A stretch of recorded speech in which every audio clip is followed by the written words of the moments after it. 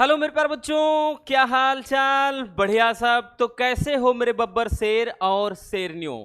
आशा करता हूं आप सभी एकदम मस्त होंगे, स्वस्थ होंगे और अपनी पढ़ाई को एंजॉय कर रहे होंगे। प्यारे बच्चों, आज के इस वीडियो में हम क्लास 12th फिजिक्स के चैप्टर नंबर 6 वैद्युत चुंबकीय प्रेरण के एक बेहद लाजवाब टॉपिक का निपटारा बेहद सिंपल तरीके से करने वाले हैं, जो आपके एग्जाम में रेगुलर बेस पर पूछा जाने वाला क्वेश्चन होता है। हम बात कर रहे हैं फैराडे के वैद्युत चुंबकीय प्रेरण संबंधी नियम की। This is the most most most important topic. ध्यान देना भैया, काफी ज्यादा ये पूछा जाने वाला टॉपिक है, तो आज बहुत सरल तरीके से इसका निपटारा होने वाला है। तो भैया सबसे पहले देखिए, वैद्युत चुंबकीय प्रेरण संबंधी फैराडे के नियम को जानने से पहले हम ये जान लेते हैं कि वैद्युत चुंबकीय प्रेरण होता क्या है। तभी तो भैया हम इसके नियम को समझेंगे, नहीं तो कुछ समझ में ही नहीं आएगा। ठीक है, तो पहले अपन जान लेते हैं कि वैद्युत चुंबकीय प्रेरण किसे कहा जाता है, वैद्युत चुंबकीय प्रेरण क्या होता है। अब इसको बहुत ज्यादा भैया दिमाग आपको चलाने की जरूरत नहीं है। जैसे देखिएगा, अब यहां पर अगर हम बात कर लें तो मान लेते हैं कि आपके पास एक ये चुंबक है और दूसरी तरफ एक कुंडली है, एक तार की क्या है, कुंडली है। ठीक है, तो भैया जब क्या होता है कि हम चुंबक को इस कुंडली के करीब लाएं, ठीक है, जैसे कुंडली यहां पे है तो चाहे हम चुंबक को इसके करीब लाएं या चुंबक ऐसा पड़ा रहे कि भैया अपन कुंडली को करीब लाएं, है ना, चाहे खरबूजा चाकू पे गिरे चाहे चाकू खरबूजे पर। ध्यान देना, तो जब हम इनको पास लाते हैं बच्चों, अब देखिए एक चीज ध्यान देना, जो चुंबक के ध्रुव होते हैं नॉर्थ और साउथ होते हैं। ठीक है, तो जब हम चुंबक को किसी कुंडली के पास लाते हैं, या फिर यूं कह लें कि जब किसी चुंबक और कुंडली के बीच में आपेक्षिक गति होती है, मतलब इनको जब करीब लाया जाता है तो इनके बीच जब आपेक्षिक गति होती है तो इसके कारण ही इनके बीच में एक विद्युत वाहक बल जनरेट हो जाता है। क्या बताया भैया, एक विद्युत वाहक बल उत्पन्न हो जाता है और उस विद्युत वाहक बल के कारण इस भैया अगर हम बात कर लें, इसमें एक प्रेरित धारा अर्थात कुंडली में एक प्रेरित धारा उत्पन्न हो जाती है। इस संपूर्ण घटना को ही नाम दिया गया है वैद्युत चुंबकीय प्रेरण, जो कि सर्वप्रथम भैया फैराडे ने ही इसकी खोज किया था और इन्होंने वैद्युत चुंबकीय प्रेरण संबंधी अपने 2 नियम प्रस्तुत किए। ठीक है, तो वैद्युत चुंबकीय प्रेरण भैया समझ में आ गया बबुआ। हमने क्या बताया कि जब कोई भैया हमने बताया ना, इधर के चुंबक है और ये कुंडली है तो इनके बीच में आपेक्षिक गति होती है, तो इसके कारण इसके बीच में एक विद्युत वाहक बल उत्पन्न होगा और इस विद्युत वाहक बल के कारण कुंडली में एक प्रेरित धारा उत्पन्न हो जाएगी। ये घटना ही कहलाती है वैद्युत चुंबकीय प्रेरण। तो यहां पे भैया हमने क्या है, परिभाषा लिख दिया है। इसके बाद हम इसको थोड़ा फिगर से समझेंगे। तो परिभाषा क्या है कि जब किसी कुंडली तथा चुंबक के बीच आपेक्षिक गति होती है तो इसके कारण उनके बीच में एक विद्युत वाहक बल उत्पन्न हो जाता है, जिसके कारण क्या होता है भैया कि कुंडली में एक प्रेरित धारा उत्पन्न हो जाती है। इस घटना को ही वैद्युत चुंबकीय प्रेरण कहते हैं। जैसे भैया ले लेते हैं बच्चों, कोई भैया हम ले लिया यहाँ पे जैसे कोई कुंडली, ठीक है, मान लेते हैं कि इधर एक तरफ ये मैग्नेट है, कोई चुंबक ले लिया अपने, या हमने क्या किया, चुंबक ले लिया नॉर्थ साउथ, इसके पोल हैं ध्रुव, और उसके बाद इधर क्या ले लेते हैं अपन, एक कोई कुंडली ले लेते हैं। ठीक है भैया, यहां पे क्या करते हैं, इस साइड में हमने क्या किया, एक कुंडली ले लिया।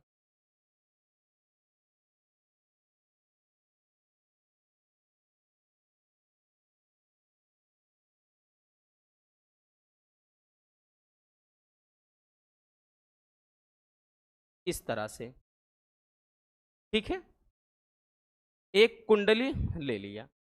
ठीक, और इधर हमने क्या बताया भैया कि ये क्या है, एक कुंडली है और इधर अपन क्या है, एक चुंबक ले लेते हैं। तो हमने आपको यही तो बताया भैया, क्या बताया बबुआ कि तो ये हो गया भैया आपका एक चुंबक और एक ये कुंडली। तो अब हमने आपको भैया क्या बताया कि जब किसी कुंडली, भाई एक तरफ कुंडली है, एक तरफ चुंबक है, इधर कुंडली है, इधर चुंबक है, तो जब किसी कुंडली और चुंबक के बीच में आपेक्षिक गति होती है प्यारे बच्चों, तो इसके कारण क्या होता है, इनके बीच एक प्रेरित विद्युत वाहक बल उत्पन्न होगा। ठीक है, इनके बीच में एक भैया प्रेरित विद्युत वाहक बल उत्पन्न हो जाता है, और इसी के कारण कुंडली में क्या है भैया, एक प्रेरित धारा उत्पन्न हो जाएगी। ठीक है, इस घटना को ही नाम दे दिया गया वैद्युत चुंबकीय प्रेरण। अब वैद्युत चुंबकीय प्रेरण संबंधी फैराडे के नियम क्या हैं, चलिए हम उसको समझते हैं। तो पहले इतना स्क्रीनशॉट कर लीजिए।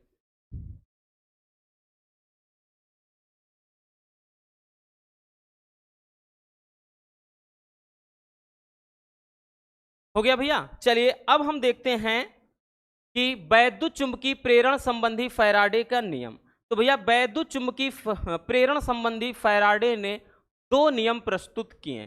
ठीक है भैया, वैद्युत चुंबकीय लिखेंगे भैया कि वैद्युत चुंबकीय प्रेरण संबंधी, वैद्युत चुंबकीय प्रेरण संबंधी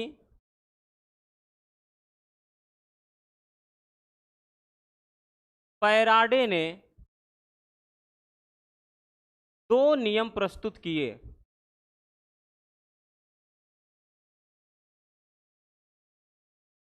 तो भैया फैराडे ने क्या किया, दो नियम प्रस्तुत किए। तो अपन हेडिंग बनाएंगे भैया, प्रथम नियम। प्रथम नियम। अब प्यारे बच्चों ये बड़ा आसान हो जाता है भैया। देखिए जो प्रथम नियम होता है ना भैया, ध्यान देना, जो प्रथम नियम होता है बच्चों, अभी जो आपने वैद्युत चुंबकीय प्रेरण की घटना समझा, वही जो परिभाषा होती है वही पहला नियम होता है। मतलब सेम टू सेम, बस थोड़ा ये होता है परिवर्तन या अंतर क्या होता है। देखिए उसमें हमने यही बताया कि जब किसी कुंडली और चुंबक के बीच आपेक्षिक गति होती है तो इनके बीच एक विद्युत वाहक बल उत्पन्न होगा, जिससे कुंडली में एक प्रेरित धारा उत्पन्न हो जाती है, और ये घटना कहलाती है वैद्युत चुंबकीय प्रेरण। अब जो भैया फैराडे के वैद्युत चुंबकीय प्रेरण का जो पहला नियम है वो ये नियम होता है कि जब किसी परिपथ से बद्ध चुंबकीय फ्लक्स के मान में परिवर्तन किया जाए। ठीक है, पहले लिख लेते हैं भैया।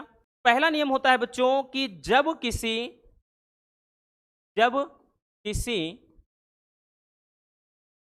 परिपथ से बद्ध चुंबकीय फ्लक्स के मान में, चुंबकीय फ्लक्स के मान में परिवर्तन किया जाता है, परिवर्तन किया जाता है, तो परिपथ में एक विद्युत वाहक बल, विद्युत वाहक बल उत्पन्न हो जाता है, उत्पन्न हो जाता है, जिसके कारण, जिसके जिसके कारण परिपथ में, जिसके कारण परिपथ में एक प्रेरित धारा उत्पन्न हो जाती है, एक प्रेरित धारा उत्पन्न हो जाती है।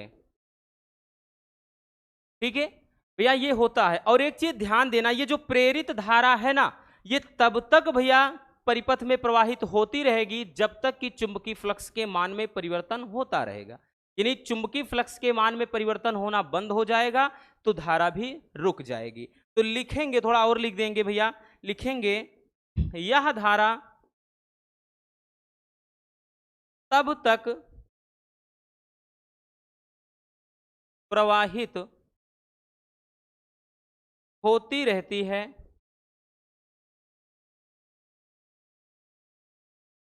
जब तक कि चुंबकीय फ्लक्स के मान में परिवर्तन होता रहता है, जब तक कि चुंबकीय फ्लक्स चुंबकीय फ्लक्स के मान में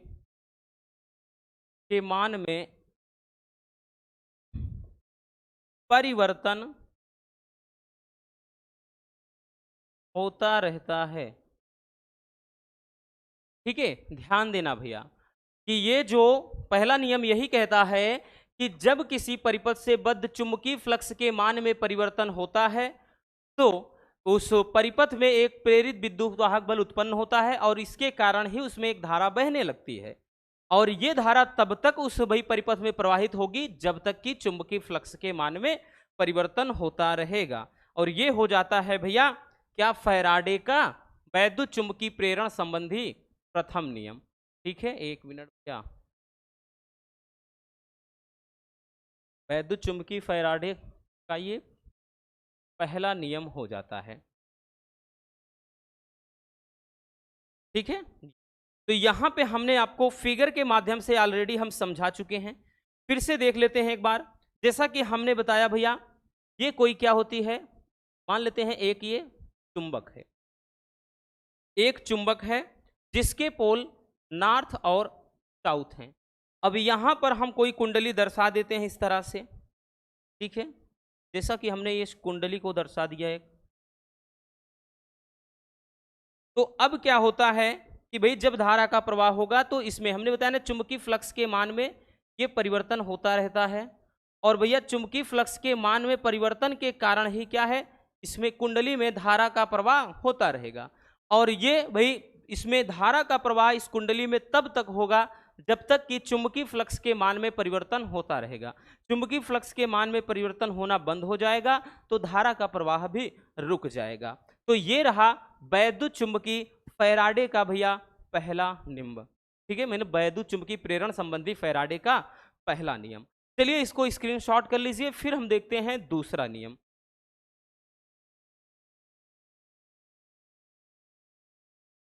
हो गया बच्चों, चलिए बबुआ देखते हैं दूसरा नियम। ठीक है भैया,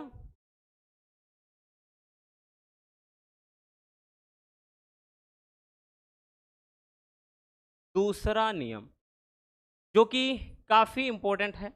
जो दूसरा नियम है ना भैया, अब देखिए जो पहला नियम बच्चों इन्होंने बताया, भाई पहला नियम जो बताया उस नियम का जो मैथमेटिकल फॉर्म होता है, यानी जो पहला नियम बताया उसका गणितीय रूप ही दूसरा नियम होता है।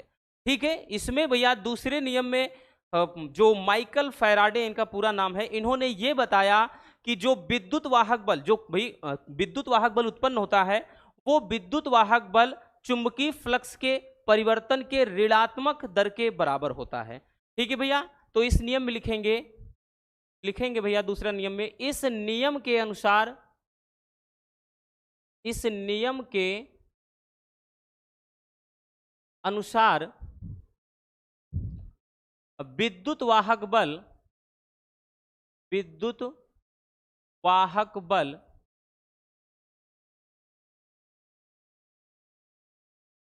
चुंबकीय फ्लक्स के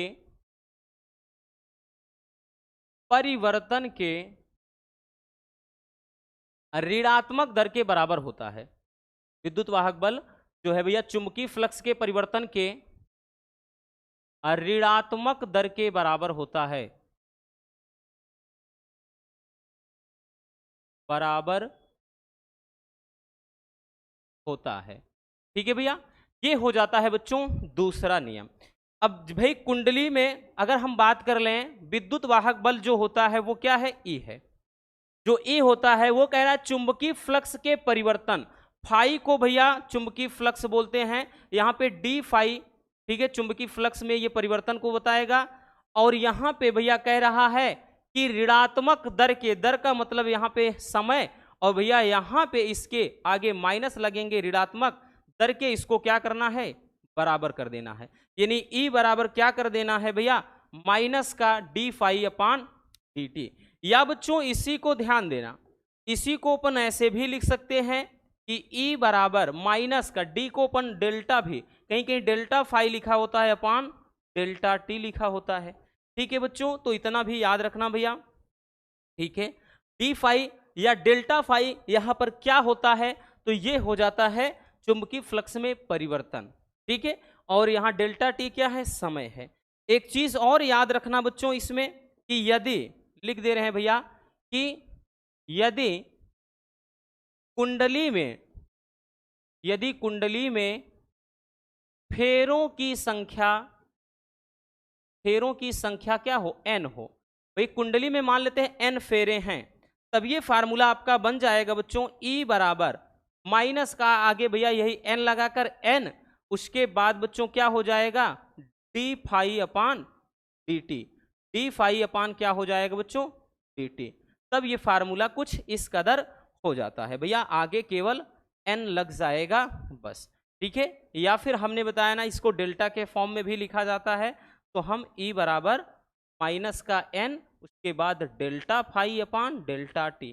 तो बच्चों याद रखना हम दोनों इसीलिए लिख दे रहे हैं कि कहीं कहीं भैया आपको बुक में डी फाई मिलेगा तो कहीं कहीं बुक में डेल्टा फाई के रूप में मिलेगा, ठीक है। तो जब कुंडली में फेरों की संख्या दी हो मेरे प्यारे रसगुल्लों, याद रखना ऐसे केसेस में आगे एन लग जाता है। या फिर बच्चों इसको एक और तरीके से लिखते हैं, ध्यान देना भैया, यहाँ पे बच्चों ध्यान देने वाली बात यह है, चूंकि जो ये डी फाई होता है इसका मतलब क्या है, इसका मतलब होता है phi two minus phi one. अगर इसी तरह से डी टी है या डेल्टा टी, तो इसका मतलब ये क्या है भैया T two minus T one है। तो यही वैल्यू अगर हम भाई यहाँ पे रख दें तो हमारा एक फार्मूला हम ये कह सकते हैं कि ये ई बराबर माइनस आगे लग जाएगा, उसके बाद ये phi two minus phi one, और उसके बाद यहाँ से भैया T two minus T one. ये फार्मूला आपका ऐसा भी बन सकता है।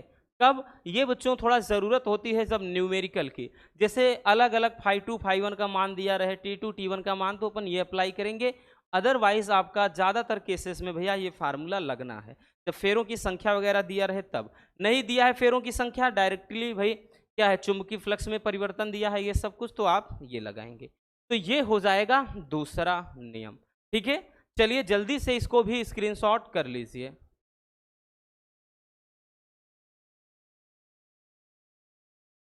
हो गया भैया, तो ये रहा फैराडे का वैद्युत चुंबकीय प्रेरण संबंधी नियम, जो कि काफी इंपॉर्टेंट है, हमने पहले भी आपको ये बताया है। बस आज के इस वीडियो में इतना ही। उम्मीद है आपको ये टॉपिक अच्छे से पसंद आया होगा भैया। अगर वीडियो पसंद आई तो प्यार से लाइक कर देना, नए हैं तो चैनल को सब्सक्राइब जरूर कर लीजिए ताकि मजेदार टॉपिक आप तक रेगुलर पहुंचते रहें। मिलते हैं किसी और शानदार टॉपिक के साथ। Love you, bye bye, take care. हाँ, एक प्यारा सा कमेंट बॉक्स में छोड़ कर जाइएगा।